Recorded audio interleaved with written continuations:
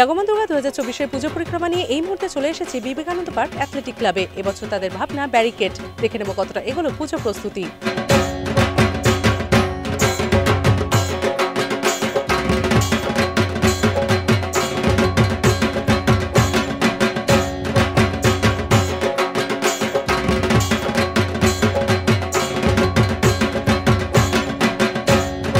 Vivekananda park athletic ক্লাবের 54তম বর্ষ। এই 54তম বর্ষে আমাদের বিষয় ভাবনা ব্যারিকেড। তো এই ব্যারিকেডটাকে একটা ট্যাগলাইন করা হয়েছে যে যন্ত্র এবং ষড়যন্ত্রে মানুষ বোঝা দেয়। বিষয় ভাবনায় রয়েছে বিখ্যাত শিল্পী শিবশঙ্কর দাস। শিবশঙ্কর দাসের সঙ্গে প্রতিমা শিল্পী হিসেবে এবছর বিবেকানন্দ পার্কের চমক সুব্রত মৃধা।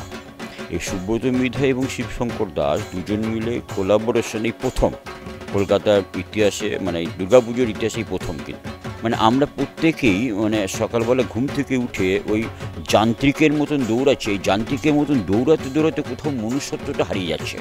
তো সেইখানে যে মনুষ্যত্বকে না হারাতে দিয়ে তাকে প্রকৃতির মধ্যে এগিয়ে নিয়ে যাওয়া, এবং এইটাকে ব্যারিকেডটাকে সাধারণত ভাঙার জন্য বলা হচ্ছে। যে অনেক স্ক্র্যাপ আর কি, স্ক্র্যাপ থেকে আপনি আস্তে আস্তে যখন প্রতিমার কাছে যাবেন, তো এই স্ক্র্যাপ বলতে ব্যারিকেডকে বোঝানো হচ্ছে। এবার ব্যারিকেডকে টপকে যখন প্রতিমার কাছে যাবেন আপনি, তখন দেখা যাবে যে প্রতিমা ধরিত্রীর বুকে দাঁড়িয়ে রয়েছে, সেখানে পাখি রয়েছে, কাশফুলের বাগান রয়েছে, প্রাকৃতিক ব্যাপার। তার প্রকৃতি কী হচ্ছে, একদিকে ধ্বংস করছে আর একদিকে সৃষ্টি করছে।